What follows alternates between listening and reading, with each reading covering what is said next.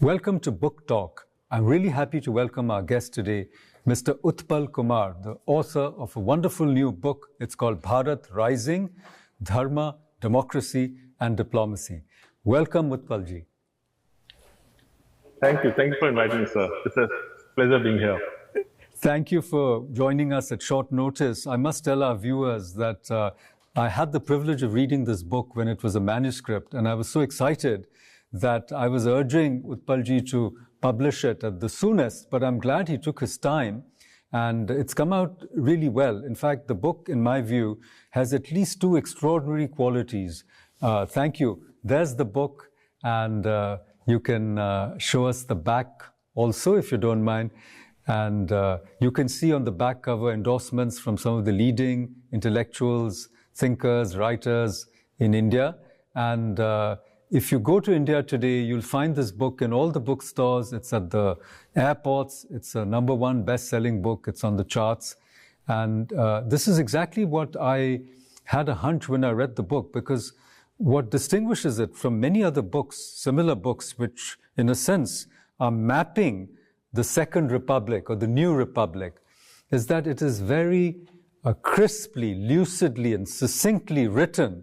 And in addition, it's very well referenced. So it encapsulates, you might say, 20, 30 years of differential thinking about the identity of India, its past, its future, and essentially its civilizational destiny.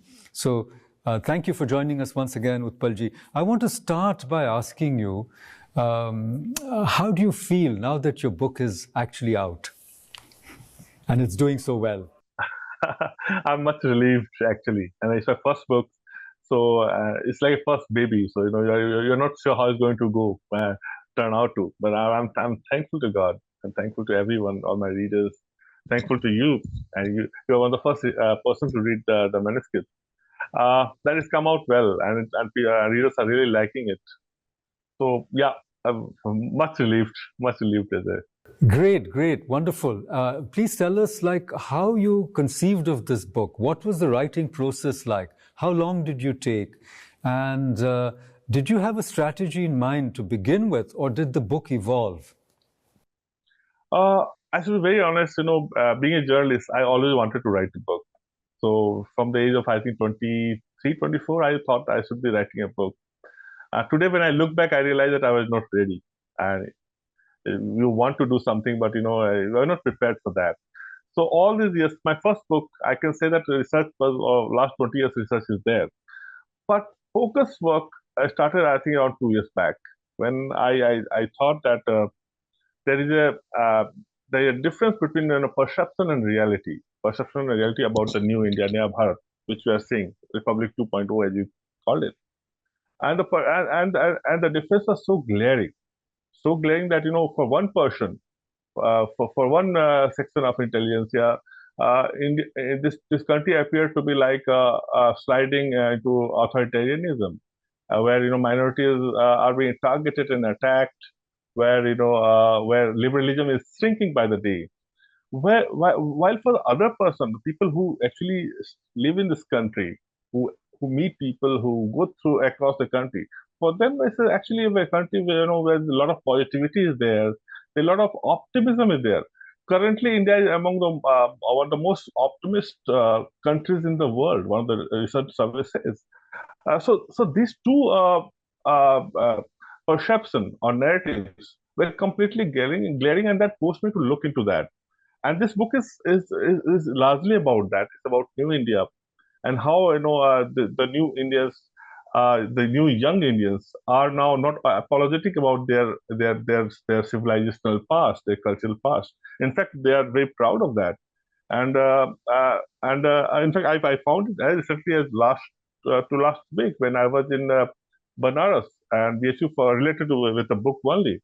And I was just going around the ghats of the Banaras, which I must say that is very clean right now. It's such a feeling, you actually feel like you are into the throes of spiritualism there. But most of the people I found there were young people, and just like me. They were there, they were going around, and they have brought their young ones, 2-year-old, 3-year-old kids with them. So it's like, young India meeting the civilizational past. Banaras is the oldest city in the world. And so there can't be any best example about that. So this country is waking up to that civilizational reality. And it's a very positive thing, unlike how certain sections in the mainstream media or in the West try to project it. It's a very positive thing. It's a very constructive engagement. So I wanted to bring that out. So largely it's about that. And in order to bring out, what I have also done is that I've compared it with the past. Like for me, for most people, like Nehruvian India was the hallmark of democracy they able to project. So I've compared New India with the Nehruvian India, and I've just presented the fact and left it to the readers to decide for themselves. Great, great. We'll come back to this point, but I want to emphasize the subtitle of the book. You've talked about Bharat Rising. The subtitle of the book is also very eloquent, and I would say there's an alliteration: Dharma, democracy, diplomacy. And in a sense, democracy is the segue, because part one and part two, the overlapping element is democracy. So we'll talk about that as well. But I just wanted to emphasize the couple of really important things you said. One is that there's a huge perception gap, right? There's a discrepancy in how New India is perceived, how they depict India. It's almost like demonizing India, demonizing Modi, Hindutva. As you said, they are talking about, attacks on minorities and so on and so forth. But when you go around, you notice that that's not what is actually happening on the ground. And that this so-called crisis reporting, CNN as well, so much distorts the picture of what is happening. And you as a journalist, as an insider, are able to give a counter narrative. So that's a wonderful part about this book, which comes towards the end. In fact, you've pointed out, as many of us have, that liberalism has become the cloak of all kinds of illiberal ideas, right? The worst kinds of intolerance are being, as it were, shielded, protected, or camouflaged by an apparent liberalism. So you're kind of blowing the lid off some of these, should I say, disguises. So that's a wonderful part of the book. But you also mentioned how you went to Banaras. The same thing is in Ujjain, maybe now in Dwarka. All these ancient sites are being restored. And I remember Gandhiji once said that cleanliness is only next to godliness. So when these ancient centers of pilgrimage are cleaned up and they are rebuilt and it's beautiful, it instills pride, as you said. And the younger people bring their children and say, look, this is who we are. And this is the whole dharmic revolution, though you don't use that phrase. But the first part of your book, if one glances at the contents, it's about these, how Ayodhya, Kashi, and all these Ujjain, all these centers, the Hanuman statues you mentioned, also the Statue of Unity. So both the dharmic and the secular, as it were, rebooting of India's identity. So let me ask you, after emphasizing these 2 points, let me come back to you, your own growth as an intellectual, as a writer, as a media person. Can you tell us about, the different roles you occupied? I know you worked for, we have worked together because I've been a columnist and you've been my editor. But, before your present stint with First Post and News 18, which is in a way India's largest news conglomerate and linked with one of the largest business houses in India. So a lot of clout, I would say, a lot of impact. But before that, you worked with India Today, you worked with Z, you worked with Sunday Guardian. Please tell us a little bit about your own career and your own intellectual growth. I would also want you to bring in your father because he was a great intellectual as well as an activist. So please tell us about your background, your shaping influences. I think my father played a very big role in what I am today. Even when I must confess that he was a very busy person. He used to travel even like I was young, 6, 7, 8 year old. So I was fortunate enough. I pushed him to keep to be with him. So I studied in Northeast. And for over 3 decades, he was in Northeast Nagaland, where he did a commendable work both as an academician as well as somebody who worked a lot to bring the northeastern languages closer to Hindi. Uh, so, uh, so I was lucky in that way, where I could see him, day in and day out, without complaining, working hard, doing the academic work.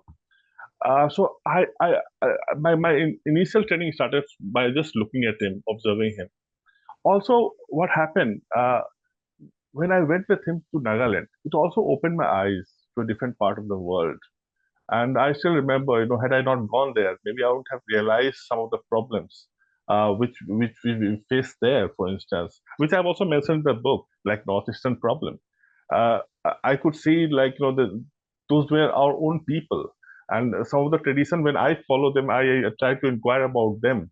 I found that they were very close to Hinduism, but somehow, in the last 7 decades post independence, we have ensured that we alienate these people who are our own. But then that's a separate debate. I will come to that later. From there, I came to Delhi. I did my higher education in Delhi University. I did my master's in history. So history is one subject which always appealed to me. And luckily, I became a journalist. I must confess that.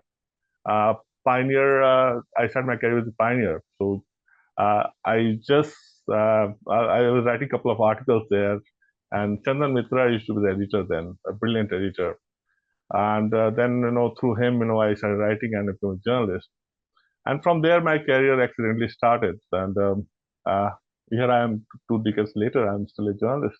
From there, I went to Hindustan Times. Again, I went to Pioneer, where I was heading their Sunday magazine called Agenda, a wonderful supplement, a weekly Sunday supplement.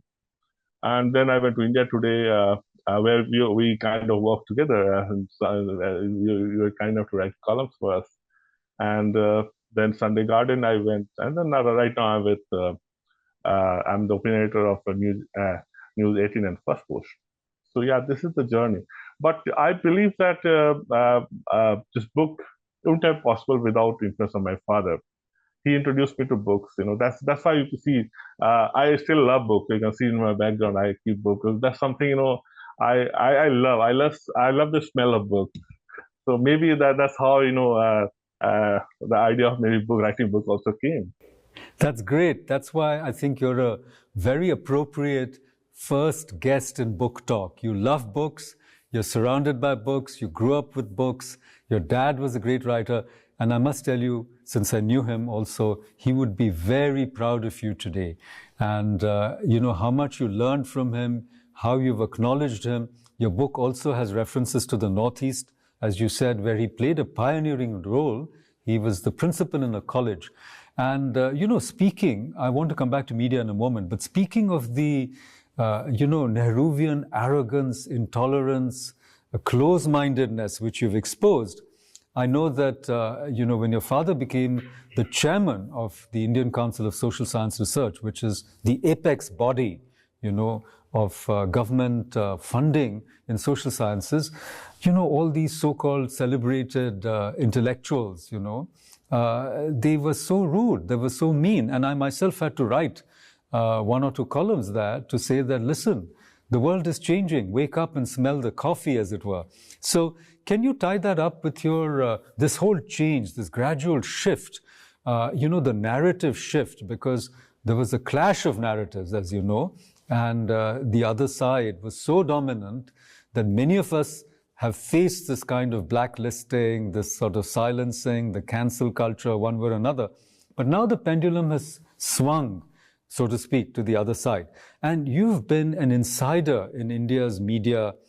You said Pioneer, Hindustan Times, and then India Today, Z, DNA, I think, and Sunday Guardian, and now. So you've seen the entire spectrum.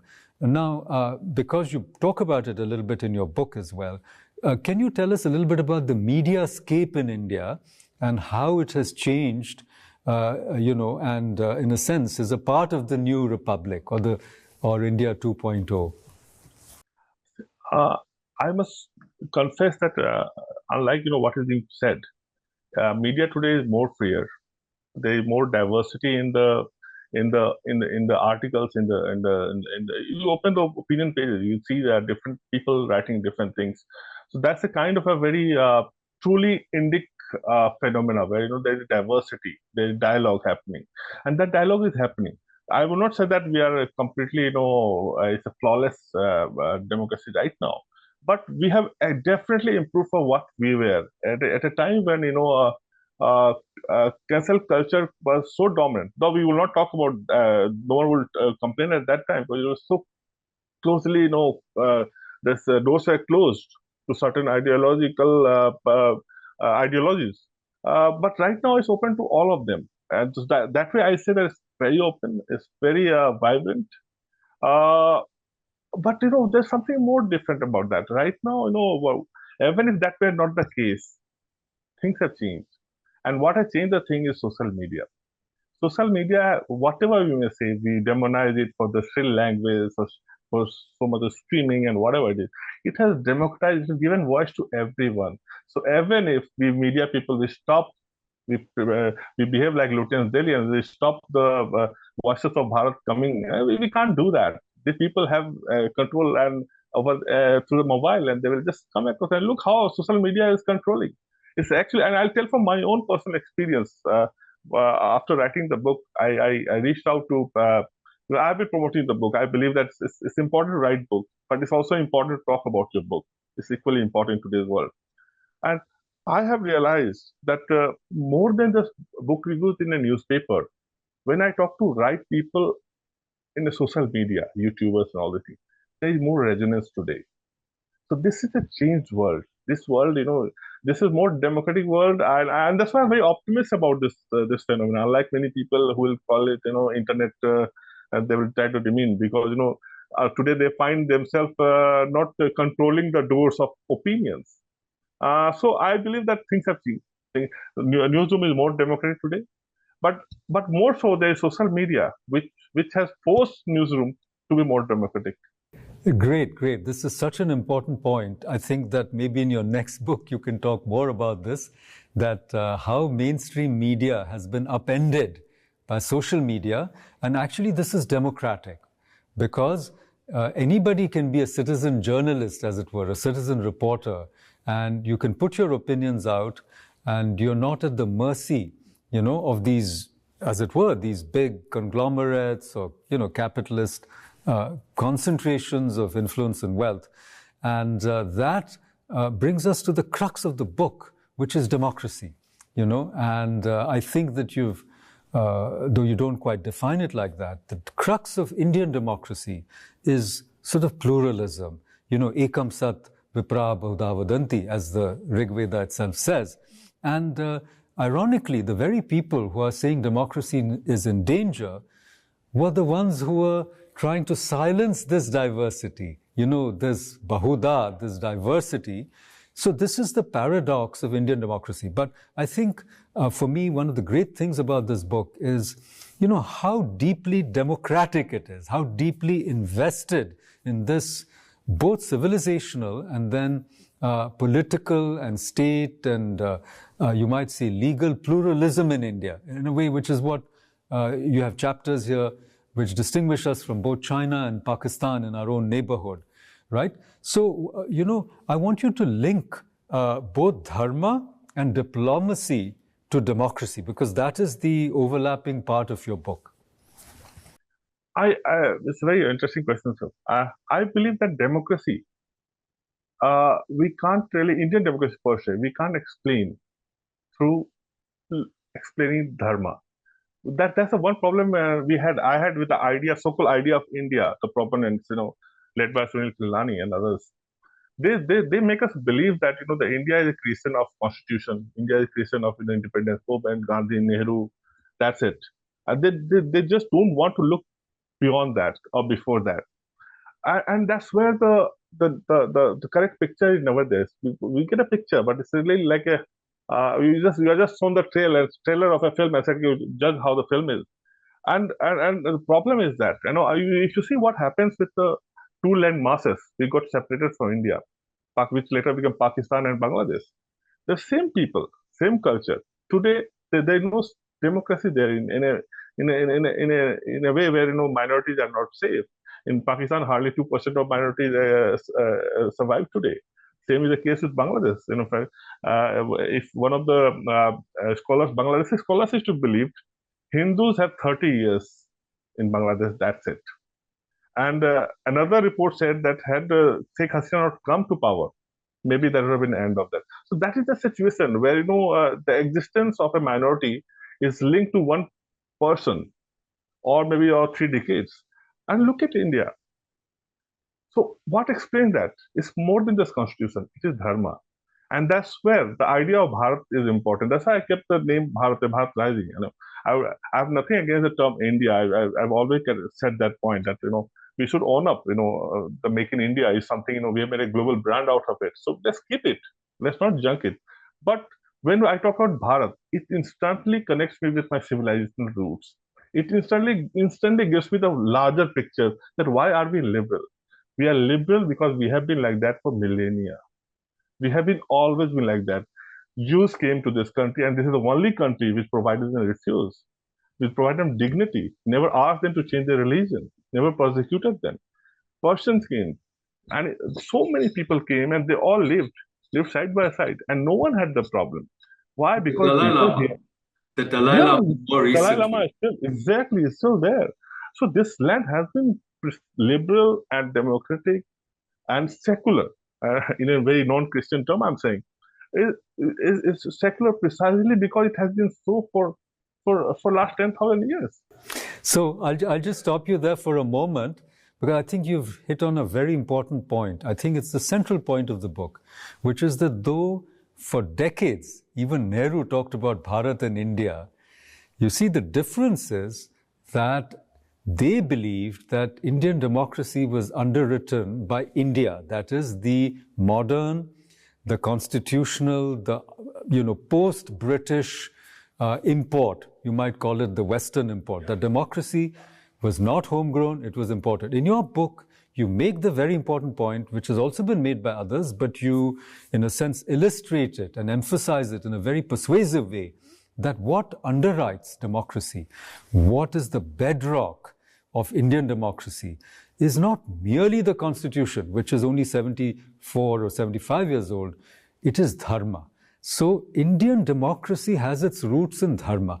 And in the first part of the book, you really talk about this. And in this case, we should not, I would say, mince any words and say the dharma we are talking about is Sanatana Dharma, which includes Hinduism, Buddhism, Jainism, Sikhism, all the indigenous traditions, which are very different from the Abrahamic traditions on the one hand, and also from modernity.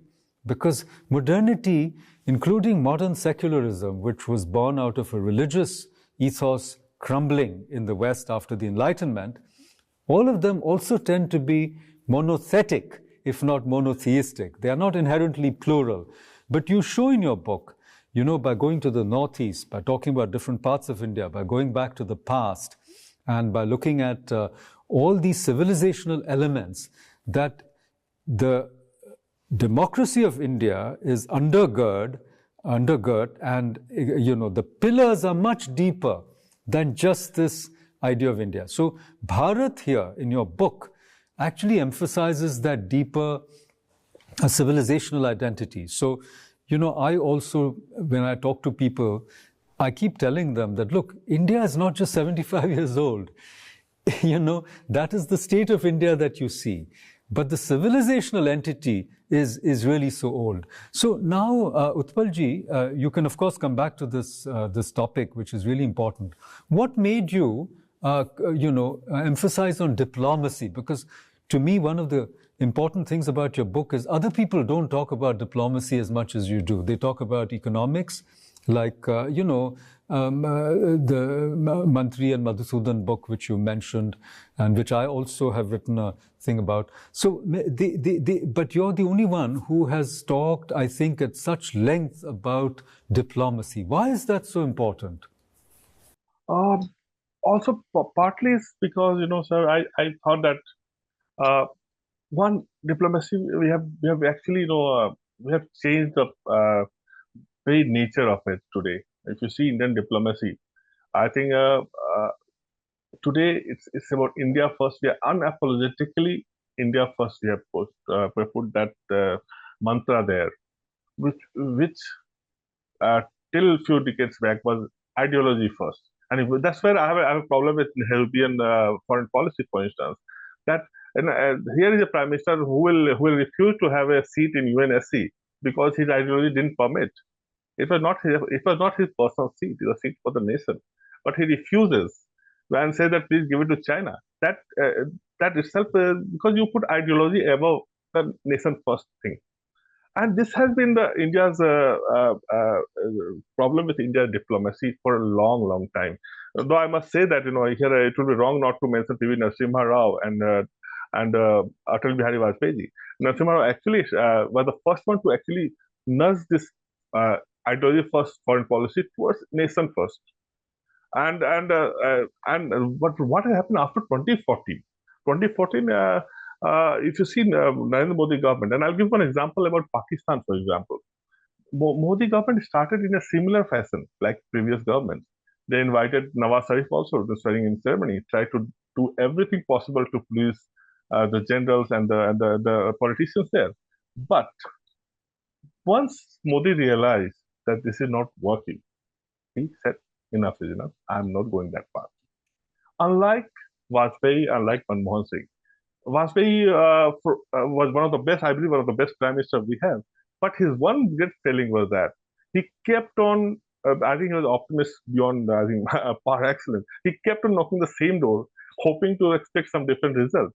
And unfortunately for him, it never happened.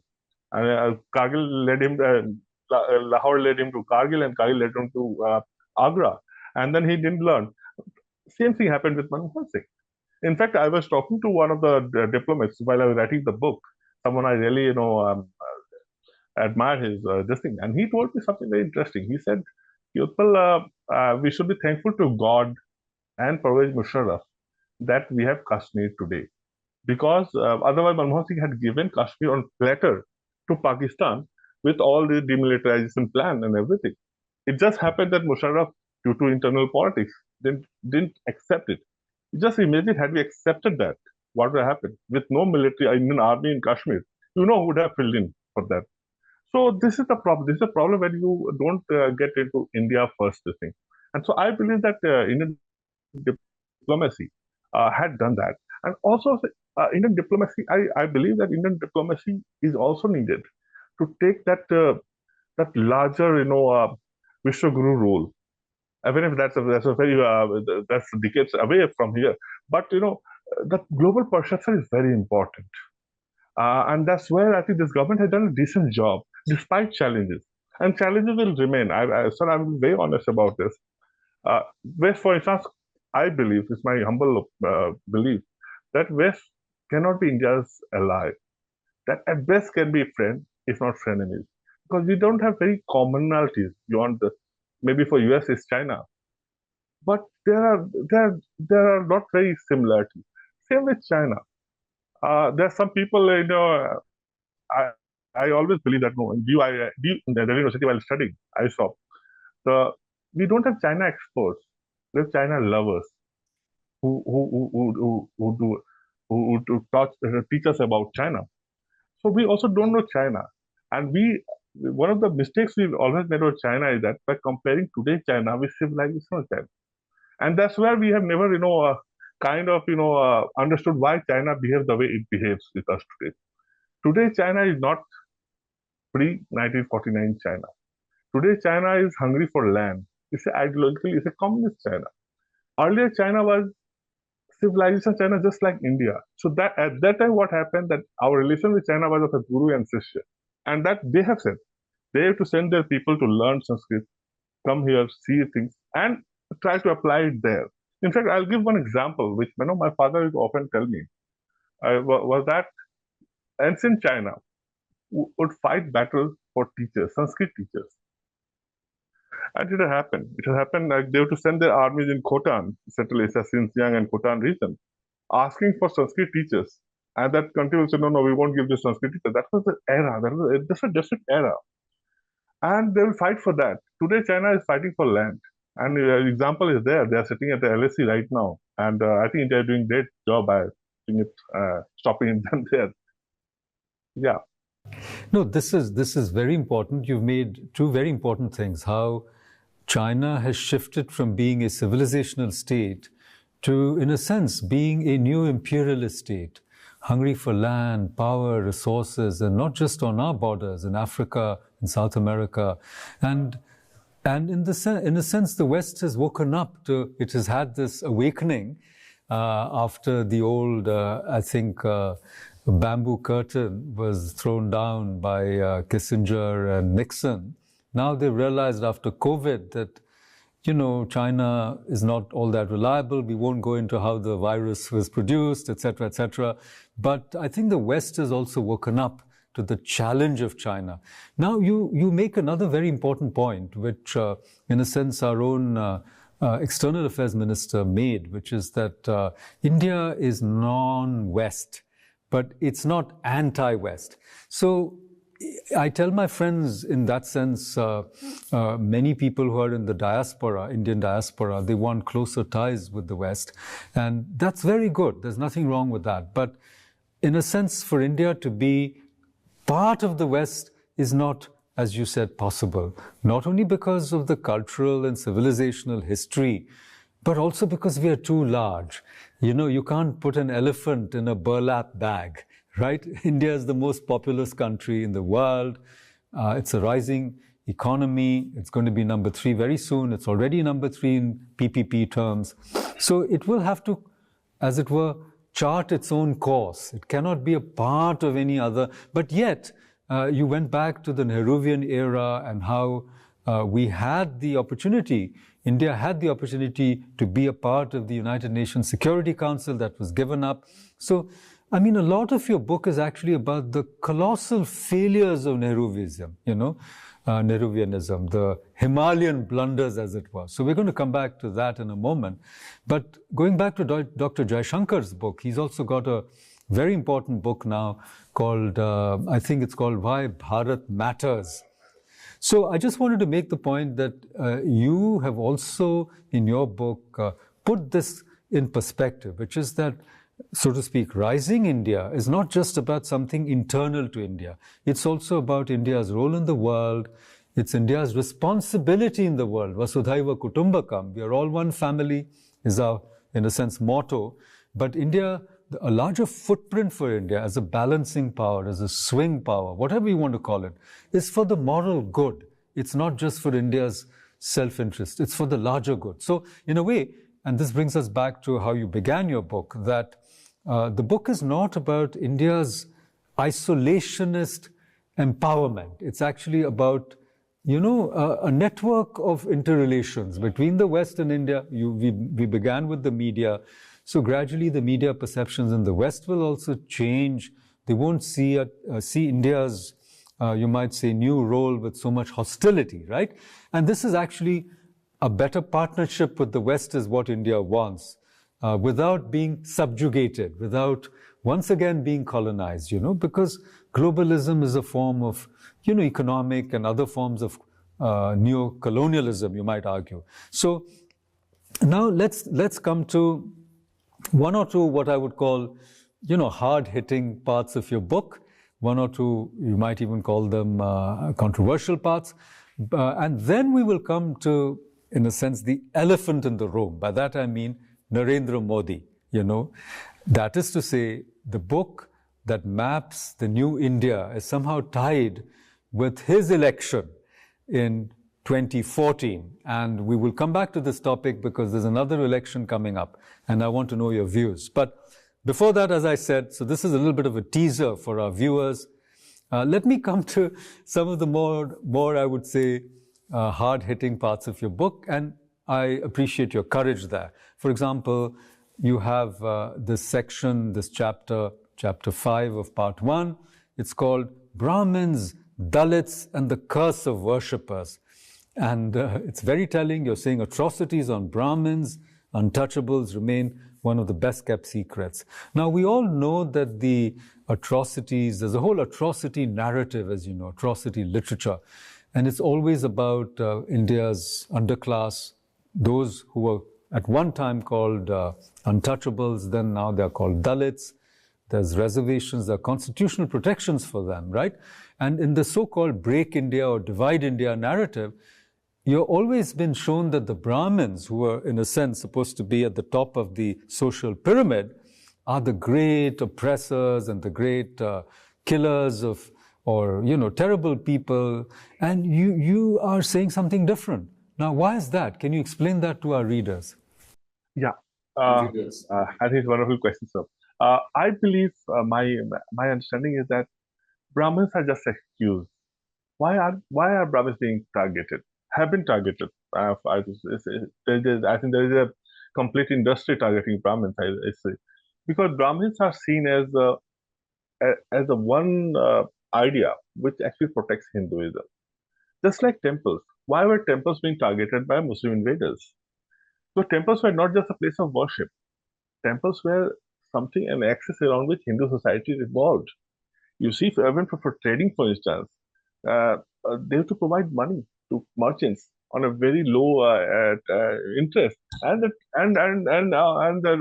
thing happened. They will make roads. They actually today some of the dancers have survived precisely because the temples have had patronized them. Otherwise, they would have just got vanished. So, just like temples, Brahmins were seen as a face. You hit Brahmins, you remove Brahmins, and maybe you can convert the population.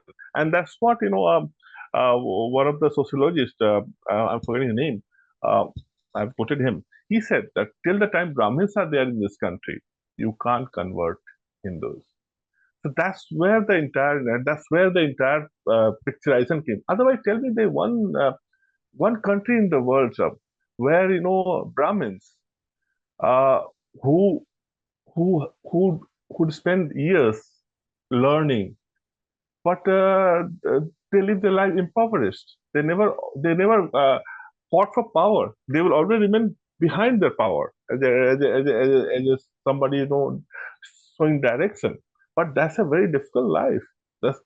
Everyone in today's world want to become either Ambani or Narendra Modi.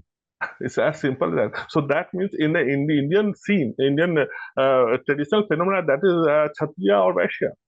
It's not Brahmins. No one wants to become Brahmins. I'm sorry to say.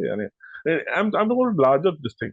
So this is something which is typically about Indian tradition, which we have never celebrated, never acknowledged. I think that's a problem because last few years. Centuries, certain kind of intellectual ecosystem has created, and this is actually a very recent phenomenon, sir. Even during the invasion of Muslim rulers, even after Mughals were kind of got decimated in some way by Marathas, uh, this Hindu society per se was largely still existed in some way. It was only after British came in 18th century when they actually went inside villages and destroyed the village system. Until that time, village system was more autonomous in their way. They were not dependent on Mai Bap Sarkar. It didn't matter to them enough who is the ruler. Yeah, of course, occasionally Aurangzeb or people like him will come and invade and destroy some temples. But again, after that, things will be as usual. Muslim population will be largely in cities. What British did?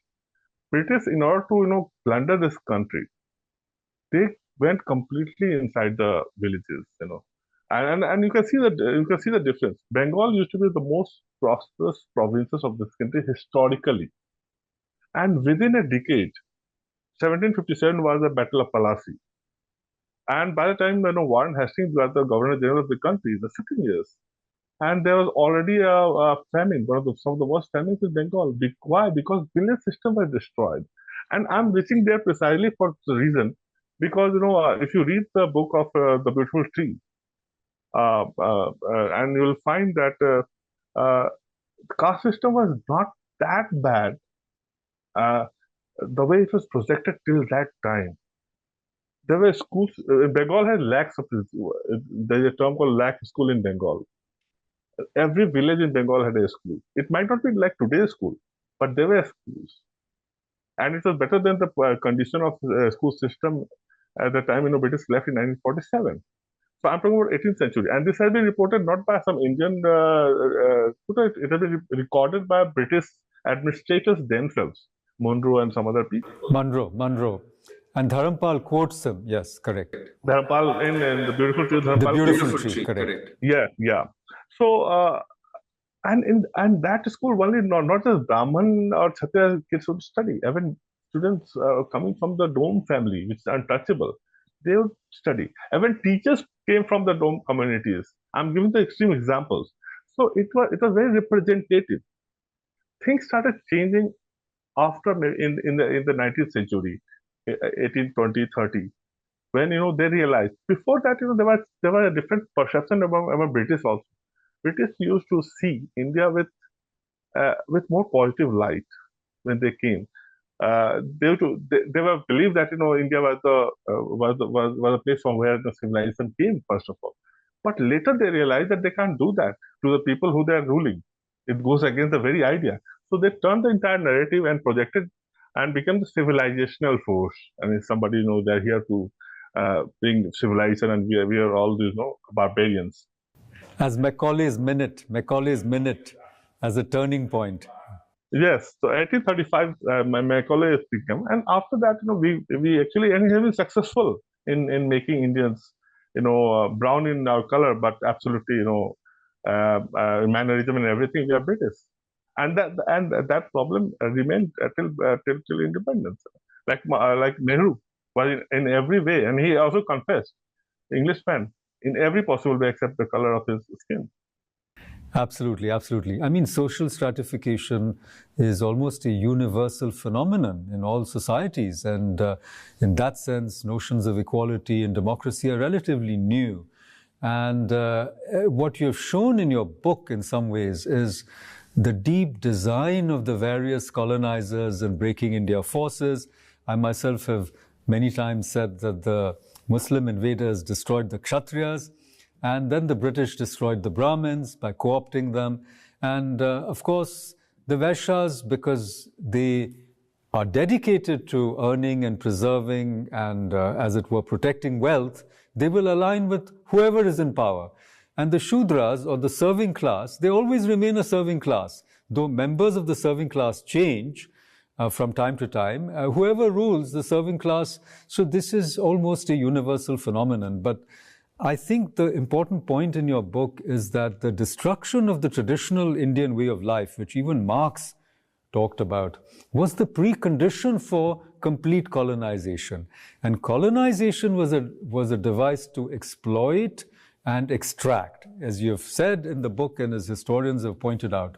So the attack on, let's say, Hinduism was an attack on the civilization itself, so that you got a compliant, obedient, and almost enslaved populace who could enrich you and who would serve you without questioning. And I think you've talked about that, and the attack on the Brahmins was a part of it, and then creating this atrocity narrative and turning what I call negative Ambedkarism, to turn the underclass into enemies of the state, enemies of the people, as it were, by trying to bring the system down. We see that in different ways happening in America as well, whereas everybody should hold together to make the nation strong.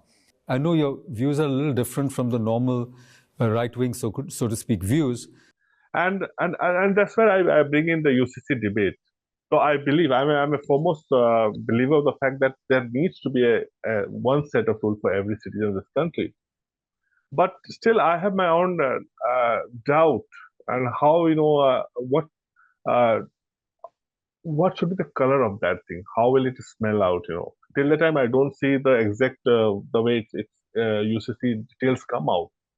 I believe that you never know, and I put my argument based on what happened in 1950s when Hindu Code Bill came. So at that time, Hindu inheritance law was very diverse, and some of them were very progressive also, and some were, of course, very anti-women. And so, what the people at that time did, our leaders did, they went for the middle point. So didn't take the most progressive one also, they didn't take the most aggressive one also. They were in the middle point. Now, my problem with today's political class is that they will always try to pacify everyone. Now, Hindus have already considered and got a code. Now, what will happen when this politician will try to say, okay, let's now again have a middle ground? So where will that go? So till that time, I don't see the exact detail of UCC. I'll say, okay, we can wait, and also and for me, that's why I said the temples are more important. The temple for me, as I said in my previous while talking to you, that it's not just about prayers and everything. It is actually is something around this Hindu society is all traditionally and civilizationally revolved around. The temple was also a source of employment and continues to be for non-Hindus as well. So it's an institution, it's a social institution, not just a religious institution. So weavers, flower sellers, carpenters, blacksmiths, dancers, sculptors for the Ram temple, many of the sculptors were Muslims. So the temple is a larger institution, it's a financial institution, etc. And UCC, I will in fact, sorry. And not just that, in fact, today also, you go to any temple, the flower wala will be, Muslim. Or people, some shop will be, it's a different class of people, different communities. They all go there and they do it. And everywhere. Banaras, I saw it. So, how it is? Exactly. This is how this Sanatana tradition has flourished and will continue to flourish. Now, I want to come, as I said, to the important turning point in India, which is the election of our current Prime Minister, Narendra Modi. He was already 3 times Gujarat Chief Minister. We've seen the work he did in Gujarat. And in a way, he's an extraordinary person, as well as those of us who've had an opportunity to interact with him or meet him or even observe him. How important, in your view, is Modi to India 2.0 or our second republic? I think it's very important. I mean, Modi, I personally believe, and many people will disagree and maybe hate me for saying that, but I believe that Modi is the one who makes a difference. You cut out Modi from the scheme of things, then for me, I think BJP is what Congress plus Modi. And it's very hard. People might not agree in certain part, but I believe that's the thing. That's why Modi is very important. And you can see he's somebody who takes risks, and you don't find people with comfortable majority taking decisions like demonetization, or doing Balakot, or doing 370, and these are monumental things, and only he could do it precisely because he had an immense faith in the goodness of people. I was reading Ajay Singh's book on BJP, and he quoted Modi somewhere saying that Modi always refers to that कि आप अपना काम करो and people लोग आपको समझ जाएंगे, आपको उसके worry नहीं करनी है. That conviction is very important, and this person has that conviction. So that's why I believe that he is the one who is making the difference.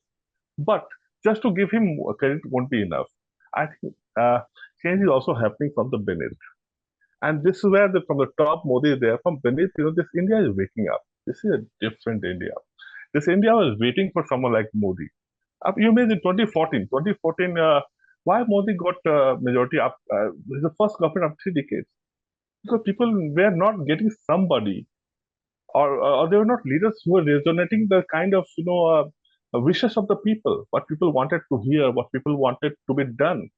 And here came a person from a state of Bihar after being villainized and almost tried to be finished by a certain section of the media and academia and political section too. But people stood by. In fact, even his party. I remember one of the person very close to current defense minister Rajnath Singh. Rajnath Singh. Rajnath Singh was the president at that time. Rajnath Singh. So very close to Rajnath Singh, and he said that we can't stop Modi from becoming the prime minister candidate, because if we do so, cadres हमें मारेगी, BJP cadres. So that was the thing. So I think it was both. There is one leadership. I think you remove Modi from the top, then I don't see much difference between the BJP and the other. But also from the beneath, there were immense force and push to make this change happen. This Indian tradition, as Nepal said, a billion mutinies. I think a million mutinies has already happened, and I think the new India was just waiting for this moment. I think Modi provided that. I think you said something very important just now, which is that your book also is not just a critique of Nehruvian India, showing, all its flaws and inherent contradictions, and how it was holding back India's growth, development, progress, in fact, both internally, economically, as well as politically and diplomatically, but all the innovations that have come after 2014, after Modi. So it's not just about, New India is not just being defined in terms of its, disengagement or rejection, repudiation, even, crashing of the Nehruvian paradigm. Not at all. It's actually extracting the better parts of it, including certain institutional mechanisms, such as the Supreme Court's, interventions, etc., and then actually changing the narrative completely, reconceiving India in a very innovative way. And as you rightly said, for that to happen, you need not just the leader actually is the face of an entire, you might say, the entire energy of the nation. I would coin the, term Rashtra Purush. There's a Kavya Purush, but there's also a Rashtra Purush. So he happens to embody those aspirations. He's not an individual. That's why today we say there's a brand Modi. It's an idea, the idea of Modi. It's not an individual alone. And it's this idea which is able to dive into Dwarka, which is able to change something, make a statue, stop over in Lahore to meet Nawaz Sharif, do things out of the box, which you have not imagined before. And as you said, that isn't possible without a large-scale support from below. So what is your view, though it's not in your book, of course, but it's implicit, 2024 elections coming up. How do you see Modi 3.0? Because I believe he's going to win. Yeah, that's the perception. That's the feeling. We don't see any opposition. That's very unfortunate, but that's the truth. The opposition is just not there. So yeah, provided some miracle happen. Otherwise, yeah, I think it's this Modi 3.0 is there. And I believe that that's for good. And I'll be very optimist. I'm not somebody who believes in neutrality. But they can't be neutral. People who say they're very neutral I believe they're not truthful. I'm not neutral. I'm somebody biased towards truth. What I believe is true, and I believe that the policies which we took for last 10 years need to be taken forward in next 10 years, and next 10 to 15 years are very crucial. Like in my book, I talked about how right now even West is with us, but also not with us. It is because we are too big for them. They can't allow India to just become the superpower, but they want India. So it's a very catch-22 situation. And also there are like the establishment, the deep state, which has always looked India with suspicion. Same with China. China, China, unlike Pakistan, Pakistan is somebody who will just keep on doing the same thing again and again, hoping that India will break down. China is one country which always redefines itself. Every 2 years, every 1 year, it will come up with new idea, new ways to destroy this country, to break this country. And China is going to actually increase its anti-India agenda even more further because it knows that it can do it now. Maybe it can't do after 10 years when India is maybe 10 or 12 or 15 trillion economy, when it's too big to do that. So too big a risk for a country. But China will do that right now. See, China is born with ambition to become number one country in the world. And look at India. Geographically, in India is put in Asia, where now it is finding difficult to become number one in Asia itself. So that challenge will be there. And for that, we need a kind of a government which takes up the policies which it has pursued last 10 years, improve upon them. I'm not saying that everything they did with China, for instance, I'm just giving an example of China, is right. Well, I believe that they have acted really well on LSE. They have actually shown the world how to deal with the bullies. something they could have done better. I believe, I believe that they left Kailash Heights. They should have left it, but it's my personal opinion. But I think it's a work in progress. Largely, you see that the overall the agenda and the move has been in the right direction. And I believe that next 10 years are so important that we can't again falter. We have faltered in 47 when we chose wrong allies and we completely put ideology at the top of the nation first thing. We can't afford to do it again. Unfortunately, some of the voices coming from the oppositions are quite alarming. So that's where again, I believe that next year is important, and I believe that I think this country is going that direction. I agree with you. I tend to agree with you because it's the quality of leadership which makes the difference. And it's not just ideology. Many people are focused only on ideology. For me, Mr. Modi is a very smart and a very competent and a very dedicated leader. And it's the quality of leadership, not just, all the other ideological proppings. I mean, if I had a very competent leader whose ideology I disagreed with, but he ran the organization well, he was fair, he was, visionary, so be it. But there's no competition, in terms of the political caliber or acumen, but also administrative abilities, the abilities to conceive of an alternate future for India. I mean, a deep understanding of the past, the pulse of the people, as you said, the civilizational strength of India, which brings us back to the idea of India rising, which I'm going to end with in a moment. But I just want to ask you one more kind of follow-up question. Again, it's not necessarily in your book, but there are two views about, the next, let's say 5 years, if not 10 years, but the next 5 years. One view is that once you get another mandate, the so-called evil tendencies in the present regime are going to get augmented. Call them authoritarian tendencies, centralization of power, whatever, debasement of minorities, etc., etc. And the other view is, on the contrary, with the third mandate, you're going to see a more liberal, a more open, a more compassionate form of Hindutva. In other words, my question relates to how Hindutva is not a homogeneous idea at all. Hindutva is also full of its own internal dynamics, dialectics, even contradictions. So do you see the next phase in Bharat Rising as a hard Hindutva, authoritarian phase, or do you see a more compassionate, pluralistic? The reason I'm asking is there is a large section within the so-called Sangh Parivar, with whom we are both quite familiar, which really believes that discipline, authority, everybody following the leader is the best way to progress.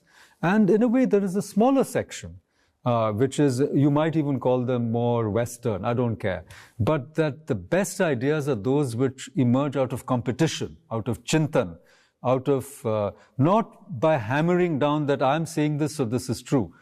But in corporations also, we have found that good ideas come when there's a free run till the leader decides, but there are many voices and actually competition and not obedience to the leader is the best source of the best practices. And, because you talk so much about China, I've visited China 9 times, and I can tell you that apart from the dictatorship of the Communist Party, which you can't question, China is a meritocracy. The best people, come up in China, whereas we are not like that. We have, let's not get into how we function, but don't you think that we need more meritocracy and less ideology in the next phase? Coming to the first part, sir, I believe that as Hindus feel empowered and not as like what Anand Ranganathan said, eighth-class citizen, they will tend to become more liberal. They will tend to become. See, that's the natural way Hindus have always behaved. What happened like in 2014, the kind of certain aggression will be there, was there precisely because last 10 years, the kind of policies the government of that time followed. When the openly Prime Minister comes and say that, that minority has the first right of nation's resources, then you know that all is not well in the kind of secular policies, quote unquote, the government is following. So I believe that the next term will see even more liberal this thing, and I won't be surprised because see, if you're talking about Sanatan Dharma rising up, then Sanatan is all about dialogue and debate and accommodation. It's not about like as Vajpayee said, if you have a problem with a book, write another book. This is typically Sanatan Dharma ethos. So that will come. But though I agree, when you say that, I totally agree that there are sections who are not trying to ape the Abrahamic thought process. They are trying to behave just like the way they also banned the book, banned the film, banned this the photograph I don't like. They have come, and I'll be very honest, that's very normal and natural because there will be some reaction. So I will not give much importance to those fringe elements, but those elements will be there. There always be reaction to certain people. But good part about this new India is that I believe that this is more positive kind of constructive kind of arrangement happening where people are willing to explore their past. They are very proud being what they are, civilizational Hindu. But I don't think they will try to be the enemy which they perceive the other to be. They will not try to ape that person. So I believe that next 5 years will be better in that way. I think, though I still believe that we have done well. I don't see, and that's what my book is all about. I believe that except some we have actually created few exceptions here and there and painted entire country black. But I believe that things will only improve from here. No, I really appreciate your optimism. I'm a little older, so I tend to be a little more suspicious because I feel that. But I'll add one part that there might be something politically. What happens politically? History suggests that power gets centralized. That fear might be there. But then you never know. Modi has always surprised us. He might just leave one day and say that I'm leaving. Exactly. I mean, I don't worry that much about the leader. I'm just worried about the coteries around him, and the space for criticism is shrinking. Now, if you want to be modern, and in the Sangh Parivar, everybody embraces modernity, which is a very interesting thing for me, But modernity is based on criticism, the critical faculty to analyze, because without it, you can't improve. But the resistance to criticism, and everywhere you want to hear a choreobantics of praise and exaltation and hosannas and all that. But anyhow, the other very important thing you said is that in countering an enemy, if you become the mirror image of the enemy, as it were, then you lose your essence. So if Sanatan Dharma loses its essence in trying to fight its enemies, it would be a greater loss than, so this is a very big issue, and we see it in our traditions, in our Puranas, and we have to learn because all our gods and goddesses are heavily armed, right? But they adopt a very aggressive posture only to defeat the asura, only to defeat the so-called demonic forces. And then they return to their very pleasant and compassionate nature. So if Hindu society has adopted this aggressive posture to consolidate itself, to protect itself from its enemies, but then once again becomes open and liberal and welcoming and tolerant, as you yourself said, nothing like it. That would be wonderful. So now, let me come back to your title, Bharat Rising. And I think we have learned a lot from this discussion. I'm very grateful to you. You brought, decades of expertise and also your insights to our discussion. But, this idea of rising, Punarutthan, Renaissance, Sri Aurobindo wrote on this. Where is this energy coming from? You mentioned Naipaul also, okay?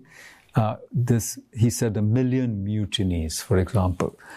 Now, what I'm trying to encapsulate or capture is that even philosophically, spiritually, we read Anandamath also. This idea of Bharat Rising, where is this energy coming from? I believe in some way we are lucky. I say that the divide between India and Bharat was always there.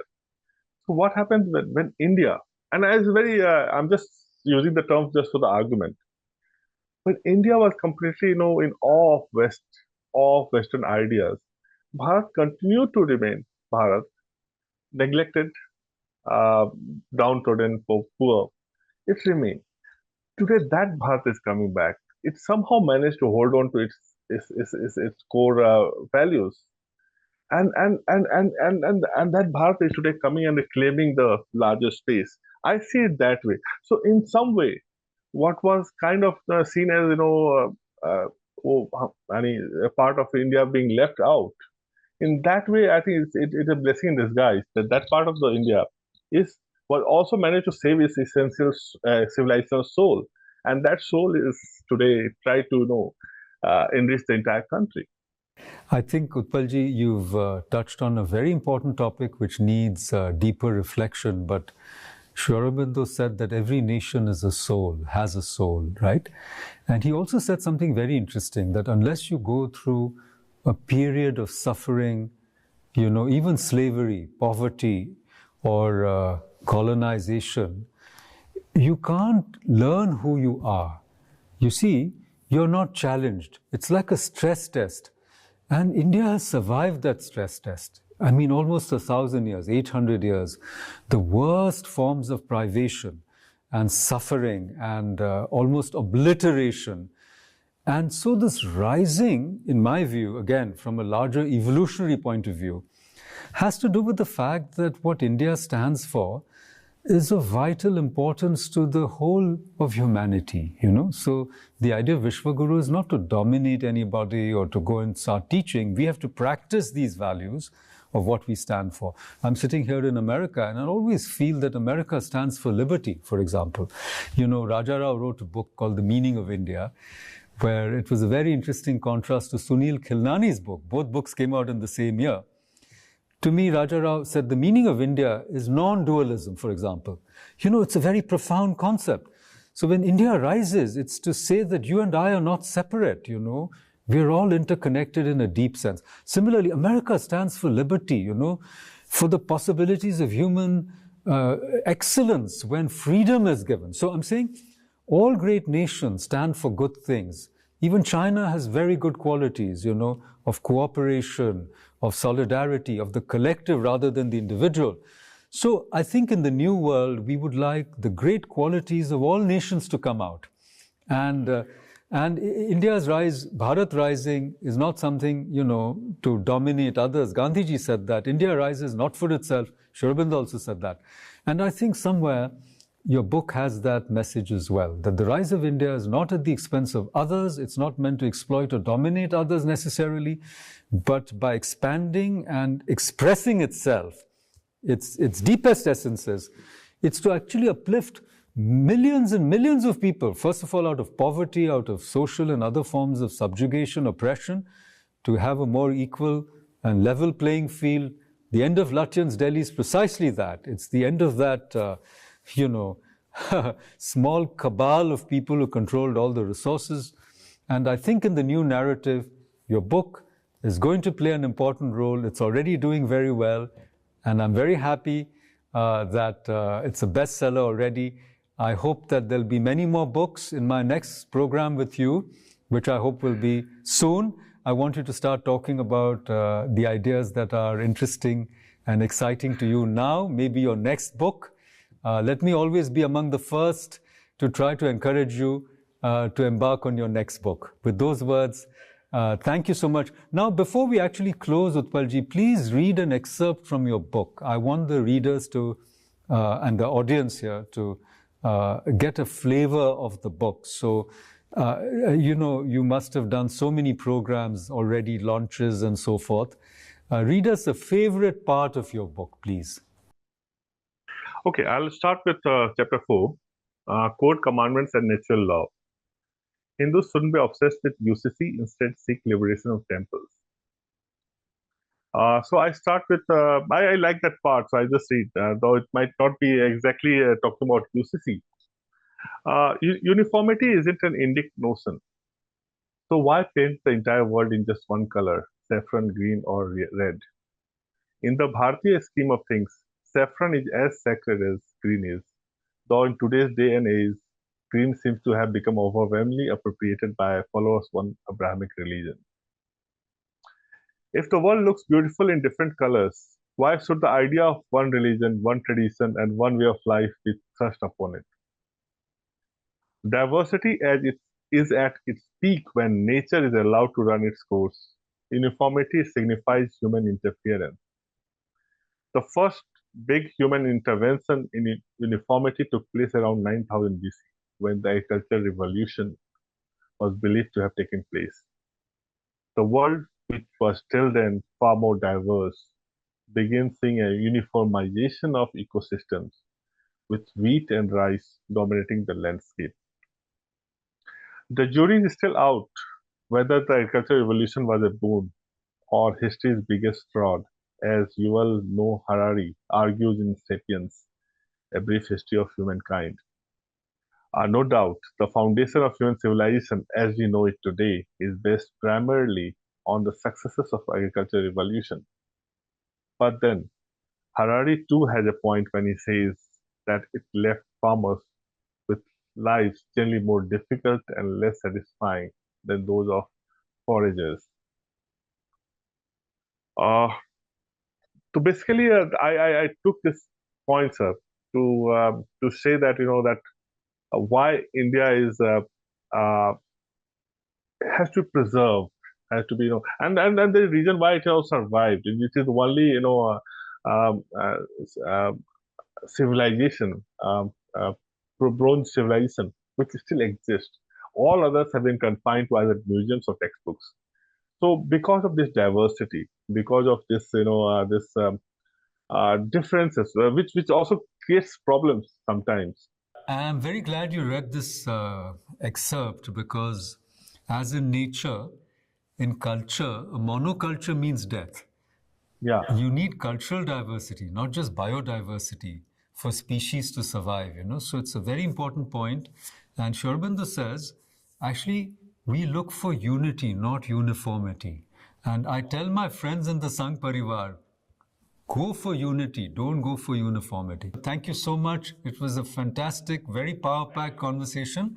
Thank you very much. Thank you, sir. It's my And pleasure all being the here. best. Thank you. All the best. Thank you. Bye-bye. Bye-bye. Thank you. Bye.